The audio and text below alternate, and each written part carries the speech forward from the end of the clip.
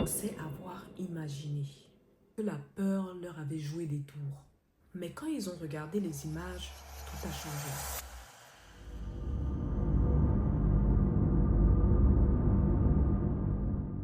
Le lendemain, ils se retrouvent tous pour revoir la vidéo. Au début, rien. Ils marchent, ils parlent, ils rigolent. Puis le moment arrive, le bruit, les escaliers, la porte. Et là, quelque chose apparaît. Dans le fond, très brièvement, une silhouette. Immobile, debout, qui les observe. Ils mettent pause, reculent, regardent encore.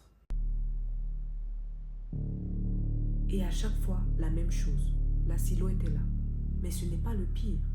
Parce qu'en avançant la vidéo, ils remarquent autre chose. La silhouette n'est plus au même endroit. Elle s'est rapprochée, sans bruit, sans mouvement visible. Juste plus proche.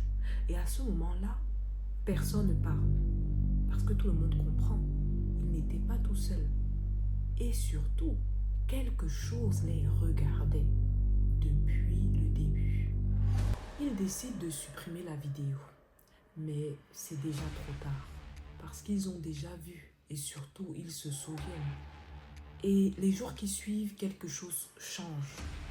Pas dans la maison, chez eux. Certains commencent à entendre des bruits, d'autres parlent de rêves. Toujours les mêmes.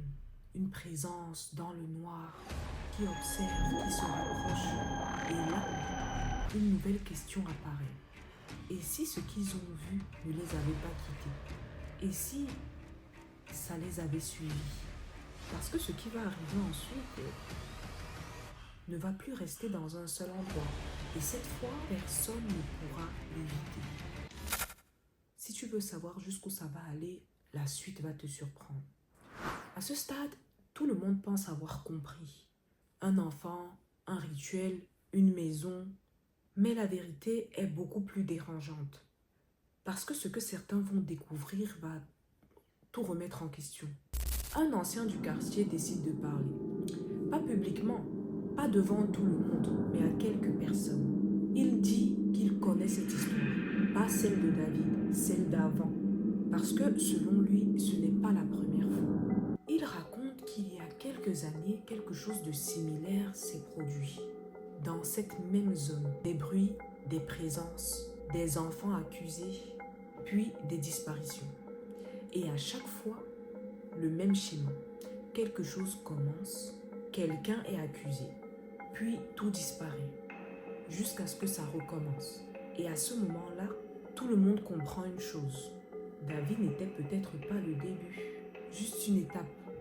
Et la maison, pas une cause, un point, un endroit.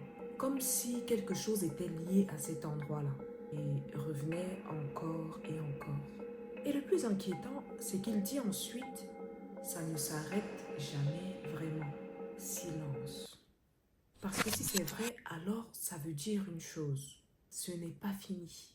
Et peut-être que ça ne le sera jamais. Alors maintenant, la vraie question n'est plus qu'est-ce que c'était, mais où est-ce que ça va apparaître ensuite? Si tu penses avoir compris cette histoire, attends de voir ce qui arrive après. Parce que certaines choses